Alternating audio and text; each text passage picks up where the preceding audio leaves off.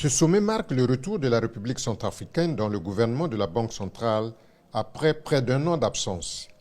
Dans son discours d'ouverture, Faustin Archange Touadéra, président en exercice de la conférence des chefs d'État de la CEMAC, a déclaré que quelques postes sont à pourvoir au cours de cette réunion, notamment ceux du gouverneur et du directeur général des études, finances et relations internationales. Un remaniement consécutif à la fin du mandat de l'actuel gouverneur, le Tchadien Abbas Mahamat Touli, dont le terme était prévu pour ce mois de février 2024. Les changements au sein de l'institution bancaire sous-régionale s'effectuent conformément au principe de rotation par pays et par ordre alphabétique.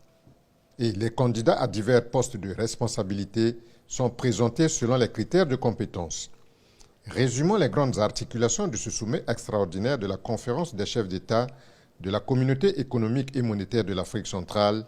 Jean-Baptiste Ondaye, ministre congolais de l'économie et des finances, a centré ses propos sur les motivations ayant conduit à la convocation de cette session extraordinaire et les grandes conclusions attendues au terme des travaux, notamment le rappel à l'ordre des membres du gouvernement de la BAC, les félicitations adressées à l'endroit du gouverneur sortant qui a bien tenu le gouvernail du navire BAC pendant les moments difficiles traversés par la banque en l'éloignant du spectre de la dévaluation, le respect de la hiérarchie et enfin l'élection du nouveau gouverneur. Sur les motivations, il faut déjà se rappeler que depuis quelques années, je dirais même peut-être 1 an, 2 ans, la Banque centrale vit une crise institutionnelle sans précédent. Et cette crise qui s'est poursuivie jusqu'à aujourd'hui, et avec